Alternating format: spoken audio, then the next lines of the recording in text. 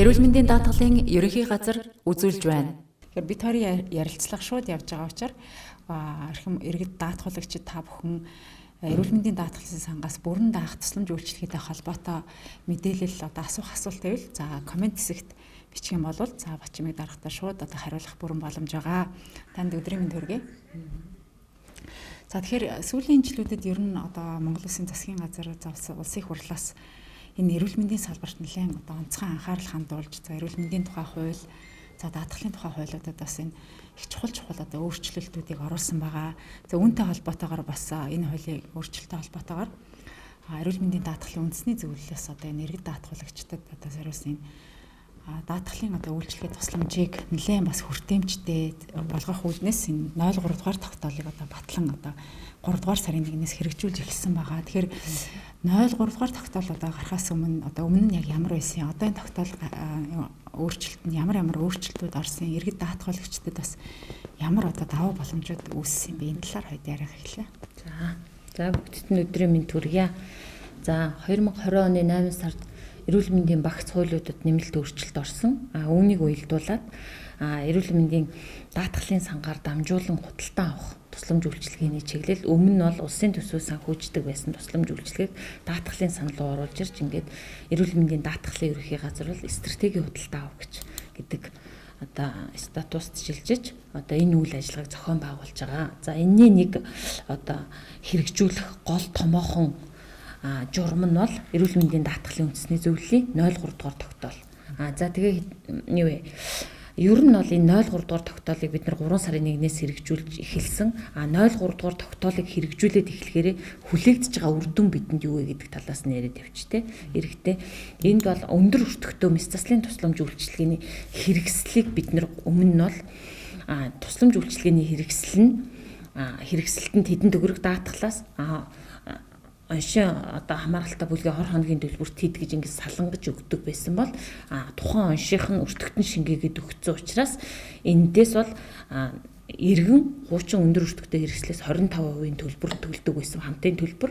Тэгэхэд энэ бол ор хоногийнхаа нөгөө 10-аас 15% руу шингээд өгчөж байгаа учраас энэ дээр нөгөө иргэний санхүүгийн хамгаалтыг бас ингэж санхүүд иргэнд очиж байгаа дарамтыг бас нэгт арилгаж өгч байгаа. За энийг нэгдүгээр хүлээгдэж байгаа үр дүн гэж ингэж тооцож харж байгаа.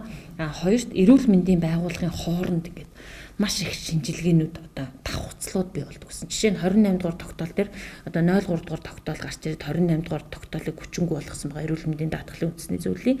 За энэ дээр 28 дугаар тогтоол дээр яадаг вэ гэхээр онцлогоо шинжилгээг нь биохими гэдэг ингээд нөгөө шинжилгээнийх нь нэр төрлөөр ингээд санхүүжүүлдэг байсан бол нөгөө онцлогоо шинжилгээнийх нь шатлалтаа нөгөө шинжилгээнүүд хийлгээд иргэн даатгуулагч маань иргэд маань шинжилгээ хийлгээд шинжилгээнийх нь хариуг аваагүй тийм шинжилгээнүүд байгаад байдаг. Энэ нэг талаасаа эдийн засгийн үр ашиг талаасаа бол ингээд үр дүнгүй санхүүжилт нөгөө талдаа цогцоор нь үзлэг хийсэн юм чинь тухайн хүний иргэнийг шинжилгээнд нь явуулаад ирээд шинжилгээг нь хараад эцсийн дүгнэлтэд бичсэн юм цогц байдлыг хийдэггүйсэн. Байгууллага хоорондын цогц байдал иргэн дээр байгаа ингээд үзлэг онцлогооны цогц байдлыг хийдэггүйсэн баггүй. За энэ асуудлыг энэ 03 руугаа бас журамлаад өгсөн байгаа. Өөрөөр хэлбэл амбулаторийн үзлэг онцлогоо шинжилгээний багц гэдэг имийг бий болгож өгөөд энэ руугаа арилгаад өгсөн байгаа. Тэгэхээр энэ дээр болохоор нөгөө иргэд хуучин 165 мянган төгрөгөөс улирлын онцлогоо шинжилгээний 165 мянган төгрөгөөс авчгаар иргэ өөрөө төлдөг байсан баггүй. Илүү гарсан мөнгөө тэгэхэд одоо бол энэ лүүн ингээд багц руу шингээж өгөөд хамтын төлбөрөөс чөлөөлсөн учраас энэ бол бас нэг иргэнийг санхүүгийн дарамтаас ингээ хамгаалж байгаа хоёр дахь хүлээгдэж байгаа үр дүн болж байгаа. За гурав дахь нь болохоор юу гэхээр хэвтүүлийн эмчлэх шаардлагагүй тусламж эмнэлзэн хувьд хэвтүүлэн ор хоног эзлүүлээд ингээд байгаад байх шаардлагагүй тусламж үйлчилгээний эмнэлзэн хувьд энэ хэвтүүлийн эмчлэх шаардлагагүй өдрөөр явчих тусламж үйлчилгээг хэвтүүлэнгийн оншин дотор ингэж байгаад исэн учраас одоо болохоор өдрийн эмчилгээ амбулаторийн чиглэлийнхэн тусламж үйлчилгээг нь өргөжүүлээд өгчхөөр энэ маань иргэдэд илүү тусламж үйлчилгээ маань ойртож өгч байгаа байхгүй. Тэгэхээр энэ бас ойртож ирж байна. Дээрээс нь төр хувийн хвшлийн эмнэлэг гэдэг ялгааг арилгаад өгчөж байгаа. Тэгэхээр төр хувийн хвшлийн түншлэлийг бий болгож байна. Дээрээс нь ингээд бие биенийхээ үзүүлж чадахгүй байгаа тусламж үйлчилгээг нөхөж орж ирж байна. Тэгээд ийм түншлэлийн хүрээг бэхжүүлж байгаа нөгөө талдаа өрсөлдөөнийг бий болгож өгч байгаа. За дараагийн нэг асуудал нь гэвэл энэ тусламж үйлчилгээ чанартай байна уу, чанаргүй байна уу гэдгийг нь үнэлээд манах эрүүл мэндийн даатгалын ерөнхий газар тусламж үйлчилгээний чанар төлбөрийн хяналтын журам та байна гэдгийг нь даатгалын хуулийн дээр нэмэлт өөрчлөлтөөр орж ирсэн. Тэрнийхээ хүрээнд одоо сая журмаа батлууллаа. Тэгэхээр өөрөөр хэлбэл гарч байгаа гүйцэтгэлээр нь эрүүл мэндийн байгууллагын бүх тусламж үйлчилгээг хянаж санхүүжилтийг болгох юм механизм лөө шилжиж байгаа нь энэ нь бас үр дүн. За тэгэхээр энэ 0.3 дугаар тавтаалыг бас таны бас ярьсан дээр нэмээд хэлэхэд ер нь том зургаар нь харахад нэлээд одоо иргэд даатгуулагчдаа одоо бас энэ даатгуулагчийн одоо санхүүгийн одоо эрсдлээс хамгаалах тэр бас их том гол одоо юмыг бас шигтгэж өгсөн байна. Тэгэхээр иргэд даатгуулагчид эрүүл мэндийн сангаас ер нь ямар тусламж үйлчилгээг авах боломжтой байдгийг за тэр дундаа эрүүл мэндийн даатгалын сангаас бүрэн даах одоо тусламж үйлчилгээнүүд ямар тусламж үйлчилгээнүүд энэ 0.3 дээр орж ирсэн. Тэгэхээр энэ төр даах тусламж үйлчилгээний талаар та яригдсан гэж тодорхой мэдээлэл.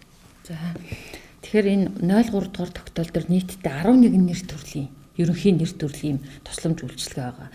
За эндээс амбулаторийн тусламж үйлчилгээ гэдэг чиглэл дээр бол нийтдээ амбулаторийн дан үзлэг гэхэд дотроо 2 багцын үзлэг, ажилбар, шүд, хяналтын үзлэг гэдэг ингээд зааглаад өгсөн уншийн амралтай бүлгүүд амбулаторийн тусламж үйлчилгээний хэсгээс бол огт хамтын төлбөр байхгүй иргэн.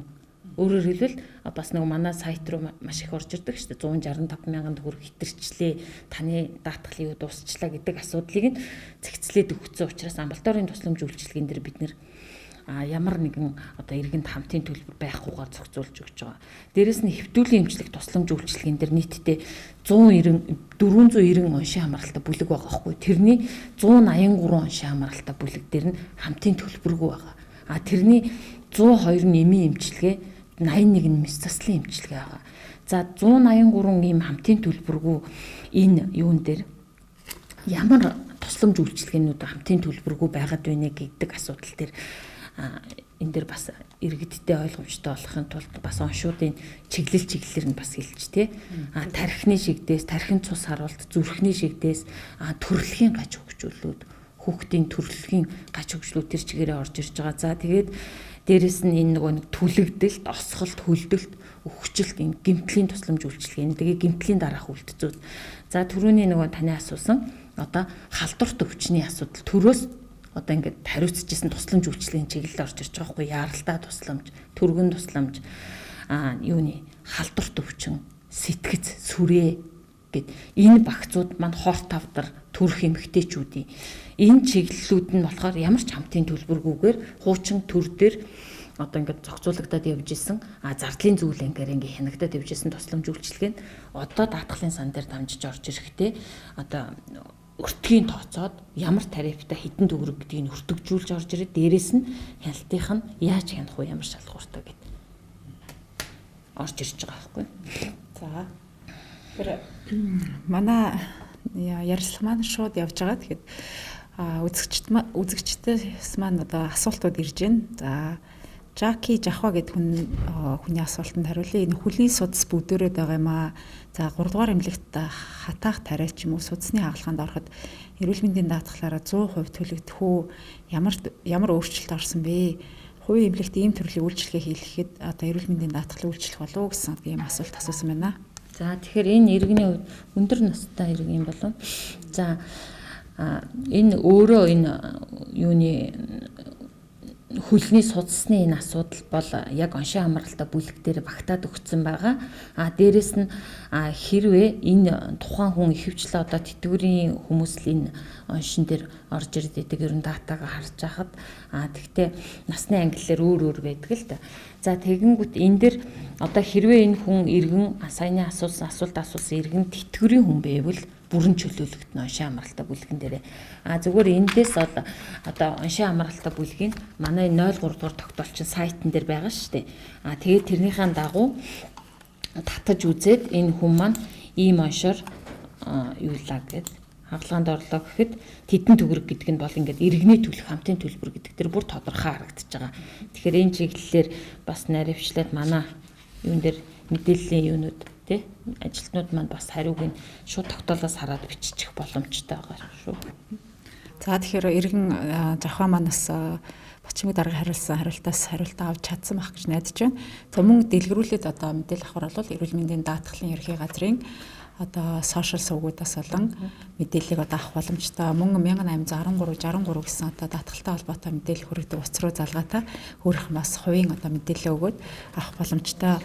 Тэгэхээр хувийн эмнэлэг гэдэг тодтогсон дээр нь хоёулаа бас сая иргэний асуултан дээр бас нэмээд тодтогч тий. Тэгээ хувийн эмнэлэгт мөн адилхан одоо энэ 03 дугаар тогтоол маань гарахаараа энэ нь бол хувийн эмнэлэгт үйлчлэн энэ хэсэг нь төрийн эмнэлэгт үйлчлэн гэсэн зааг байхгүй. Одоогийн байдлаар өнөөдрийн байдлаар ингээд 03 дугаар тогтоолынхаа хэрэгжилтийг оруулаад ирэнгүүт нь шилжилтийн үеийн бид нар үе шаттай зохион байгуулсан ажлууд хийж байна. Одоохондоо бол бид нар хувийн бүх эмнэлгүүдтэй хэвдүүлэн эмчлэх тусламж үйлчилгээний чиглэлийг гэрээ байгуулсан ажиллаж байна. Шинээр ингэж орж ирсэн энэ нэг амбулаторийн тусламж үйлчилгээний чиглэл болон өндөр өртөгтэй онцлогоо шинжилгээнд дээр зөвшөлдсөх байдлаар тэгээ өндөр өртөгтэй бас мис заслын тусламж үйлчилгээнд дээр 6-7% хвшлийн эмнэлэгт ингээд зөвшөлдсөн байна. Энэ хувийн хвшлийн эмнэлгүүд нөгөө томоохон аймгийн нэгдсэн эмнэлгийн статустай улсын хэмжээнд үйл ажиллагаа явуулдаг тийм төрөлжсөн эмнэлгүүдтэй бас гэрээ байгуулсан ажиллаж байна. Тэгэхээр эрүүл мэндийн даатгалтай гэрээ бүхий эмнэлэг байгаад тэгвэл одоо тухайн иргэн бол даатгалын энэ тогтоолынхаа дагуу хөнгөлтийг авна л гэсэн үг. За тэгэхээр Бачимгийн дарга манаас сая хэллээ.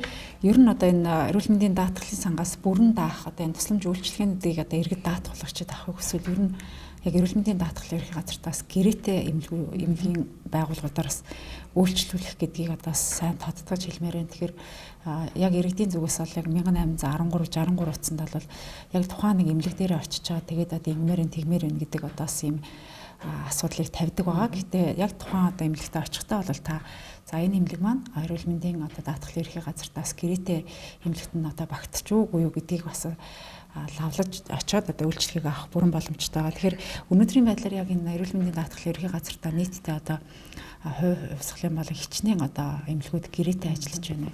За одоо манай гэрээт эмнэлгүүдийн мэдээлэл манай сайтн дээр байгаа. Тэрийг бас иргэд маань хараад аль эмнэлгүүдтэй амбулатороор байна, алинтай уламжлалтаар байна, хэвтэнгээр аль эмнэлгүүдтэй гэрээ хийсэн байна гэдгийг бүгдийг дэлгэрэнгүй харчиж болно. Өнөөдрийн одоо яг ингэ байж байгаагаар бол эмнэлгүүд маань гэрээгээ тасалтгүй шинжилж хийх, нэмж гэрээ хийх, одоо гэрээгээ гэдэг ийм нэг гэрээт байгуулгын тоо бол дандаа хөдөлж идэг. Хамгийн сүүлд одоо 5 дахь өдрийн байдлаар миний авсан одоо Хоталтай авалт гэрээлтийн газраас авсан миний тоо бол 2472 гэрээт байгууллагатай бол гэрээ байгуулсан ажиллаж байна лээ. За мөн сувллууд бас гэрээнүүд энэ 7 хоногт гэрээнүүдээ нэмж хийх, өөрчлөлт хийх асуудлууд бол яригдээд хөдөлгөөнтэй тоо маань яваад байна лээ. За хоёул өргөжлүүлээд ер нь үзэгчд зөндөх асуултууд ирж байна. Энд ядамж ууган цэцгийн хүнээс 2021 оны одоо 1 сард нүдний болор солиулах хагалгаа хийлгсэн. За хагалгааны хөнгөлөлт ер нь олгохдох уу гэсэн байна. 1 сард юм биш үү тий. Тэгэхээр манай тогтоол 03 дугаар тогтоол маань 3 сарын 1-ээс хэрэгжсэн учраас бас иргэд маань ийм нөгөө нэг мэдээллийн төөрөгдөлд орсон байдалтай байгаад байгаа. Тэгэхээр 3 сарын 1-ээс хойш эрүүл мэндийн даатгалын газартаа гэрээ бүхий одоо эмнэлгүүд дээр энэ хагалгаа бол одоо нөгөө иргэн төлөхтэд одоо даатгалын сангаас гарахын тийдгээд ингээд орцсон байгаа шүү гэрээн дээр бас мөн 3 сарын 1-ээс өмнөх асуудал болохоор даатгалын ерхий газар руу одоо мөнгийг минь нөхөж олгож өгнө гэсэн бичиг бас ингээд өргөдөл өгөөд идэг иргэд маань. Тэгэхээр энэ бол эрүүл мэндийн даатгалын ерхий газар бол шаардлагатай тусламж үйлчилгээг худалдаж авч санхүүжүүлдэг байгууллага болохоос иргэдэд одоо тэрийг нөхөж гаргаж өгдөг, иргэдэд одоо үйлчилгээ өгүүлдэг байгууллага биш, төрийн байгууллагуудтай гэрээ хийж үйлчилгээг явуулдаг хэрэгжүүлэгч агентлаг байгаамаа гэдгийг бас иргэдэд бас тодорхойлж өгөх болно. За. Тэгэхээр энэ ковидын халдвараар үүдсэн гадаадын иргэний хувь даатгалаас төлбөр нь ер нь төлөгдөх үү? Хувийн даатгалын компаниас даатгал хийгдсэн хүү юм аа гэд ганзаа дорж гэдэг хүн асуусан байна. За тэгээ энэ ковидын үеийн тусламж үйлчилгээ маань энэ бол нөгөө цар тахлын үеийн одоо тусламж үйлчилгээ нийтийг хамарсан энэ асуудал энэ нь өөрөө одоо нэг олон улсын гэрээнд нэгдэж орсон асуудал энэ нь өөрөө дэлхийн нийтийн юу болсон учраас тухайн олон улсынхаа одоо байгуулагдсан гэрээнийхээ дагуу зохицуулагдж явдаг асуудал энэтэй холбоотой манай юунаас эрүүл мэндийн яамнаас яамтайгаа бас энэ чиглэлээр ярьсан гадаад иргэдийн асуудалтай зөвшөлдөж ярьсан байгаа. Тэгэхээр энэ дэр бол одоо тухайн иргэн гадаадын иргэн байна уу Монгол улсын иргэн байна уу энэ бол халдварт өвчин нийтийг хамарсан өвчин учраас одоо манайх бол одоо санхүүжилтийн аж хэрхэн олох уу гэдэг нь бол манай одоо даатгалын газрын төр заавар батлах журман дээр бас тодорхой ингэж оруулаад орж ирж байгаа. Дээрэс нь хувийн даатгалтай тохиолдолд одоо мэдээж гадаадын иргэд маань 5 тухайн асуудал ярьдаг. Одоо тусламж үйлчилгээний стандартаас гадна манай энэ стандарт тусламж үйлчилгээг өртгөөр нь илүү бодоод оруулсан байгаа шүү дээ. Гадаадын иргэдийн хувьд бол нөгөө 5 тухайн асуудал нэмэлт одоо нөгөө үйлчилгээний асуудлууд гарч ирдэг учраас тэр эднэр дээр мөн дээрэс нь хувийн даатгалтай бол хувийн даатгал руугаа бас шилжүүлэх юм эрсдлийг хуваах бас боломжтой нээлттэй байгаа.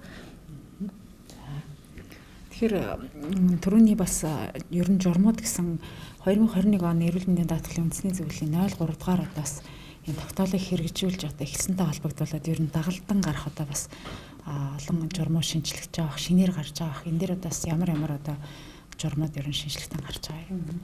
За тэгээд 03 дугаар тогтоол маань ерөнхийдөө одоо ингээд 03 дугаар тогтоолоор батлагдсан журам маань манай малгай одоо бас нэлийн одоо даатгалаас үзүүлж байгаа тусламж үйлчилгээний нэлийн одоо дийлэх хувийг зохицуулж байгаа энэ журам байгаа. Үүнээс гадна анхан шатны тусламж үйлчилгээний журмын асуудал байгаа. Энэ маань бол 04-р тогтоолоор эрүүл мэндийн даатгалын үндэсний зөвлөлийн 04-р тогтоолоор батлагдж гарлаа. Одоо энэ өртгийг ингээ бодоод гаргаад ирсэн тусламж үйлчилгээнүүдэд хянах асуудал яригдаад одоо хянах асуудлын хүрээнд бид нэр тусламж үйлчилгээний чанар төлбөрийн хяналтын журмыг эрүүл мэндийн даатгалын үндэсний зөвлөлийн 05 дугаар тогтоолоор бас батлан гаргалаа. Одоо дээрэс нь дид эрүүл мэндийн даатгалын ерхий газрын даргын тушаалаар батлагдаж гарах дид журмуудын асуудал хүлээгдэж байна. Одоо ерөнхийдөө бол батлахад бэлэн болж байгаа.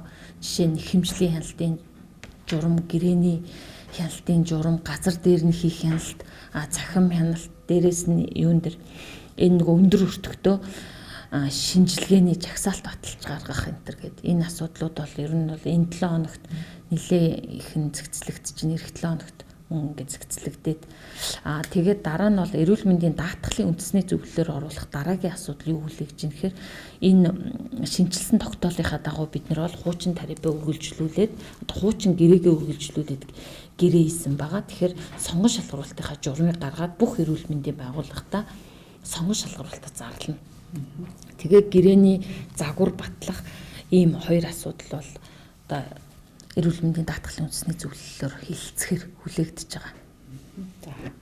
За үзэгчид маань бас нэлээд асуултуудыг ирүүлж байна. За бид бас боломжийн хайраар та бүхэнд бас хариулахыг хичээж байна. За энэ хорт хавдрын тохиолдлын одоо дийлэнх хувийг бас энэ элэг, хотоод, амьсгал одоо чэйжний хүнд эрхтний хавдар эзэлж байгаа. Бас энэ шинжлэгдсэн одоо энэ тогтоолоор бас энэ хавдрын тусламж үйлчилгээнд бас нэлээдгүй хувийг бас энэ эрүүл мэндийн даатгалаас бүрэн даах одоо ийм бас зохицуултууд орсон байгаа. Тэгээ эргэн баасан сөрөн батцэг болохоор сайн байна уу? Хавдрын өдрийн ийм эмчилгээ эрүүл мэндийн одоо даатгалаар хөнгөлөгдсөн мөртлөө гэрээр хавдрын одоо үсэрхийллийн химийн эм уудаг. Энэ юм яагаад хөнгөлөгдөхгүй байгаа вэ? 15 хоног уудаг юм маань 155 мянган төгрөг болсон байна гэсэн. За санал хүсэлт одоо ингээд байдлаар асуулт байдлаар өгч байгаа. Одоо өгч байгаа иргэдтэй бас их талархалтай хандж байна. Яг тэгэхээр мэдэхгүй асуудалд нь бид төрийн байгууллага учраас чиглэлээ өгөх үүрэгтэй. За хорт хавдрын тусламж үйлчилгээ бол энэ 03 дугаар тогтоол дээр нэлээд өргөн бүрэлдэхүүнтэйгээр одоо өргөн хүрээтэйгээр одоо орж ирсэн байгаа. За зарим нэгэн тоог бас би та бүгдтэй иргэдтэй бас дурдж харуулъя гэж бодож байгаа. Ер нь бол 03 дугаар тогтоолын хүрээнд хорт хавдрын хийм эмчилгээ болон мэс засал, хавдрын дараах хийм, өдрийн хиймийн бай, амбулаторийн хяналт, хийм туяаны өдрийн эмчилгээ, хор тавдрын дараах сэргээн засах эмчилгээ зэрэг хор тавдартай холбоотой бүх тусламж үйлчилгээг ингээд даатгалаас бүрэн санхүүжүүлэхээр иргэнээс одоо ямар нэгэн хамтын төлбөр гарахгүйгээр юм зохицуултын асуудлыг ингээд 0.3 руугаа зохицуулж өгсөн. Тэгээд энэ тогтоолыг аливаа эрх зүйн бичиг баримтыг хэрэгжүүлж эхлэхэд 70 оноо гардаг. Хэрэгжүүлэх үе шатанд бас иргэдтэй холбоотой хамтын төлбөрүүдийн асуудал үүсээд байгаа. Энэ дээр бол эрүүл мэндийн даатгалын ерөнхий газар бол тасралтгүй ажиллаж байгаа. Нээлттэй энэ иргэнийхэн санал хүсэлтийг хүлээж авч түүний мөрөөр ажил зохион байгуулж байгаа. За зөвхөн 3 сарын 1-ээс хэрэгжүүлээд эхлэхэд 3 сард 2527 хор тавдрын тохиолдолд 1.5 тэрбум төгрөгийн эрүүл мэндийн байгууллагын нэхэмжлэлийг одоо энэ дээр бол даатгалын сангаас олгож гаргасан байгаа. За энэ дээр хүүхдийн тохиолдол дээр болохоор хүүхдийн хор тавдар дээр 27 тохиолдолд 10.3 сая төгрөг өгсөн байна. За мөн ингээд тусламж үйлчилгээнийх нь төрлөөр нь аваад үзвэл хор тавдрын мэс засалт гэхэд 373 иргэний 660.1 сая төгрөг, хавдрын дараах хийм эмчилгээ гэхэд 190 иргэдэд 218.4 гээд гих мэтлэн нийтдээ 2527 иргэний 1.5 тэрбум төгрөгийн задаргааг бас та бүгдтэй бас хэлэх боломжтой байна. За сая иргэний асуусан энэ хиймийн эм гэдэг асуудал байна. Энэ нь өөрөө таны одоо энэ асуудлыг бол бид нар ингээд бичээд бүртгээд авчи. Ер нь бол эрүүл мэндийн даатгалын ерөнхий газар дээр одоо аль аль тусламж үйлчилгээ манд тэргүүлэх чиглэл вэ? Аль аль тусламж үйлчилгээнээс болоод иргэн даатгуулагч санхүүгийн эрсдэлд ороод байна вэ гэдгийг ингэж жагаад тусламж үйлчилгээнийхээ багцыг тодорхойлдог хэлтс нь одоо тогтолцоо бий болоод ороод ирж байгаа. Тэр нь бодлого төлөлтийн газрын дэргэд тусламж үйлчилгээний багц тодорхойлох багц зохицуулалтын хэлтс гэж байгаа. Энэ хэлтс дээр одоо иргэн даатгуулагчдад хэрэгцээтэй тусламж үйлчилгээний хэрэгцээг тооцож, өртгийг тооцож гаргаж ирээд одоо эдийн засгийн үнэлгээ өртөг төлбөрийн бүрэн тооцоод одоо энэ 0.3 дугаар тогтоол руугаа өөрчлөлт хийж идэг. Энэний дагуу бас энэ эмийн асуудал орж ирж байгаа. Эмийн одоо өөрөөр хэлбэл өдрийн хийм туяа эмчилгээний энэ иргэний төлдөг асуудлуудыг ингээд цэгцлээд өгчөнгөт иргэн гэрээрээ уух эмний асуудал ярьж байна. Өөрөөр хэлбэл гэрээрээ дараа нь одоо эмнэлгээс гарсны дараах хяналтын асуудал, урт хугацаатай уудаг эмнүүдийн асуудал ярьж байна. Энэ дээр бол яг өнөөдөр 13 дугаар тогтоол дээр юуны хор тавдрын үеийн химийн эм гэдэг асуудлыг бол ингэж татаж үзэж одоо худалдааны нэршил олон улсын нэршлэр нь тулгаж хараагүй болохоор яг энд би бол ингээд харах боломжгүй байна. Гэхдээ иргэний хүсэлтийг бол ингээд хүлээгээд аваад дээрэс нь энэ асуудал дээр бол бас манай комментэр бас их орж ирдэг шээ тий.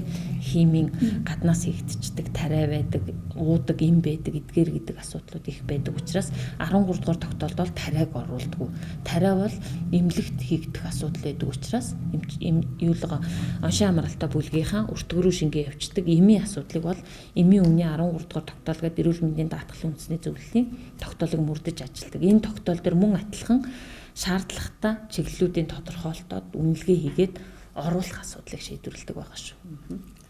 За иргэдээс манаас нэлээх асуултууд ирж байна. Зарим нэгэнд нас ингээд хариулж амжихгүй бол би та бүхэн манай бас эрүүл мэндийн даатгалын ерөнхий газрын олон нийтэд харилцах хэлцээс яг энэ асуудлыг аваад холбогдох хүмүүст нь уламжлаад эргээд та бүхэнд бас хариултыг өгнө. Тэгэхээр цэрэнд орж цэг гэдэг хүн өндөр өртөгтэй онцлогоо хөгжлийн төвөөс өндөр өртөгтэй онцлогоо өгөхгүй гэдэг хариулт өгöd байна. Танахаас хөгжлийн төв рүү хэлэх боломж байна уу гэсэн. Гинийн хөгс үг юм бол өндөр өртөгтэй онцлогоо хөгжлийн төвөөс өндөр өртөгтэй онцлогоо өгөхгүй гэдэг хариулт өгöd байна гэд. Иргэний асуудлыг бас эргэж хэдүүлээ тодруулъя. Яг тэгэхээр эрүүл мэндийн хөгжлийн төв бол одоо нэг яг энэ өндөр өртөгтэй онцлогоо шинжилгээг өгнө өгөхгүй гэдэг асуудал бол яг эрх үүрэг чиг үүргийнх нь хүрээнд байхгүй. Иргэн маань өөрөө мэдээллийн зөрүүтэй байдал үүссэн юм болов. За тэгвэл цэрэнд орж цэгийн иргэн та эргээд манай одоо эрүүл мэндийн даатгалын ерөнхий газрын Facebook одоо чат руу мэдээлэл тодорхой ингэ бичих юм бол та бүхэнд бас тодорхой мэдээллийг хариулж өгөх болно. За ер нь энэ бас энэ танахаас хаалганд үнгүй орно гэж байгаа боловч нэгдүгээр эмнэлэг нь төлбөрөө төлөхгүй бол оруулахгүй гэдэг байгаа. Энэ асуудлаар хаана хандах вэ гэсэн байна. Манайх руу ханднаа гэдгийг. За эрүүл мэндийн 1813 63 утсанд та яг өөрийнхөө бас хувийн мэдээлэл өгөөд асуудлын мөрөөр бид бас яг ажиллах болно гэдгийг хэлмээр байна. За нэлээд олон асуултууд орж иж байна.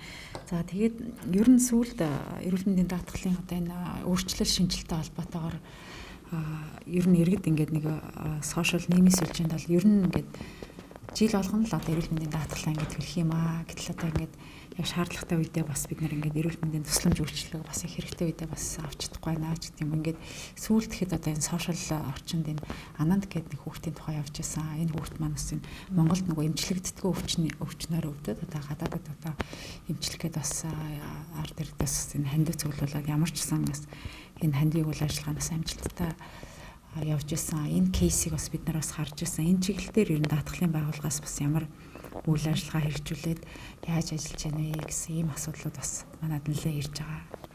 За тэгээ энэ юун дээр энэ саяны энэ тохиолдол ер нь бол бас ингээд нэг Монгол улсад энэ тусламж үйлчилгээг үзүүлж чадахгүй гэдгийг засгийн газрын тогтоолоор гаргацдаг. Манай эрүүл мэндийн асуудал одоо эрүүл мэндийн яам маань оруулаад тэгээд тэдгээр жагсаалтыг бууруулахын тулд одоо төрөөс эрүүл мэндийн талаар баримтлах, бодлого чиглэл, одоо хөрөнгө оруулалт, хүний нөөцийн бэлтгэл, гадагшаа явж бэлтгэх энэ үйл ажиллагааг бол манай эрүүл мэндийн яам ингэж удирдах чиглүүлж явдаг. За нэгэнт Монгол улсын хэмжээнд одоо үзүүлж чадахгүй, эрүүл мэндийн салбар нь үзүүлж чадахгүй тухайн хүүхдийн тусламж үйлчилгээнд дэр бол эрүүл мэндийн даатгалын газар бол ингээ оролцох боломж нь хязгаарлагдчихад байгаа. Тухайн Монгол улсын аль нэгэн одоо эрүүл мэндийн байгууллага маань Монгол улстай энэ тусламж үйлчилгээг үзүүлж чаддаг. Хувийн хвшлийн эмнэлэг маань гадаадын эмнэлгүүдтэй өрсөлдөхүйц байдлаар тий шинэ технологи нэвтрүүлээд энэ тусламж үйлчилгээг үзүүлээд ороод ирвэл манайх л хүсэлтэд тавиад энэ энийг даатгалын сан руу оруулах хүсэлтэй байна гэж тухайн байгууллага нөгөөд манай бол нөгөө тусламж үйлчилгээний багц зохицуултыг хилтэс маань өөрөө энэ дээр үнэлгээ хийгээд энэс үнэхээр иргэн бол одоо санхүүгийн эрсдэлд өртөөд байна.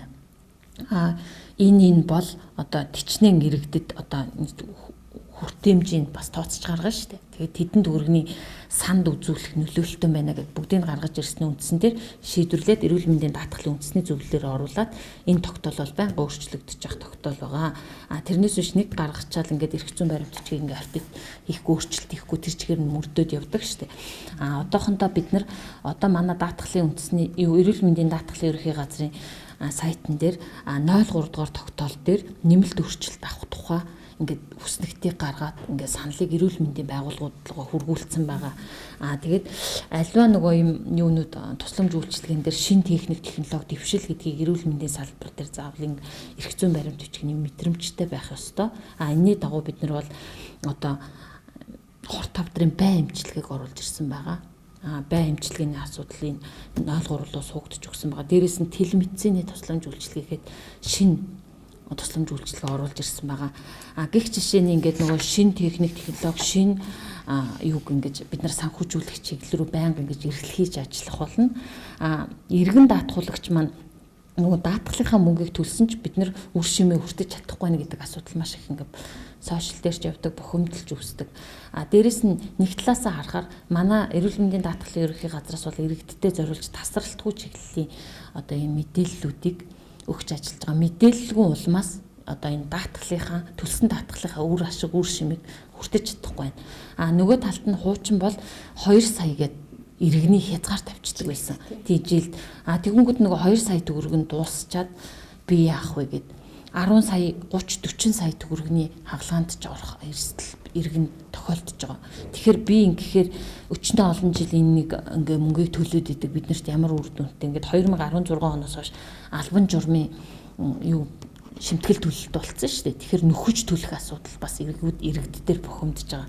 За тэгэнгүүт энэ 03 дугаар тогтоол дээр бол одоо тэр 2 сая гэдэг хязгаарыг авцсан хүнд ямар шаардлагатай тусламж үйлчилгээ хэрэгцээтэй байна. Тэрийг нь одоо ямар нэгэн мөнгөний хязгааргүйгээр зохицуулахын боломжийг нээж өгч байгаагаар бас энэ тогтоолын маань бас нэг давуу тал байгаад байгаамаа. Тэгэхээр даатгалаа төлсөн иргэн бол одоо тогтоолынхаа үр шимийг хүртэх хэрэгтэй. Хүртэхдээ мэдээллийн юм зөрүүтэй байдал, дутагдaltaй байдал гэдэгт л битгий өртөөсөө энэ чиглэлээр одоо төрийн байгууллагынхаа хувьд бол манайх бол тасралтгүй бүх мэдээллийн сувгаар хүргэж байгаа.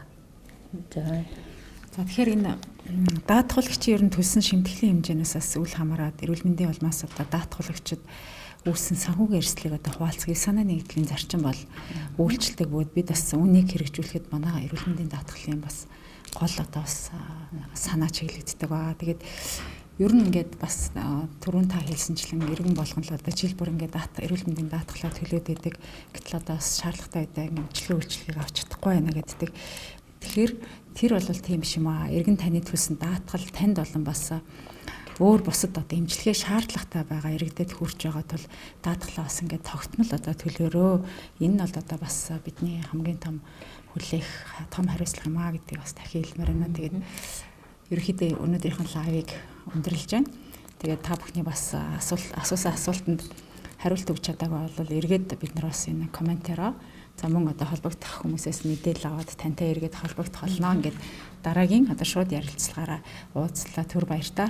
Өнөөдрийн манай лайв ярилцлагад эрүүл мэндийн даатгалын ерөнхий газрын бодлого төлөлтийн газрын дарга Батчимэг оролцлоо. Баярлалаа танд. За баярлалаа. Эрүүл мэндийн даатгалын ерөнхий газар үзүүлж байна.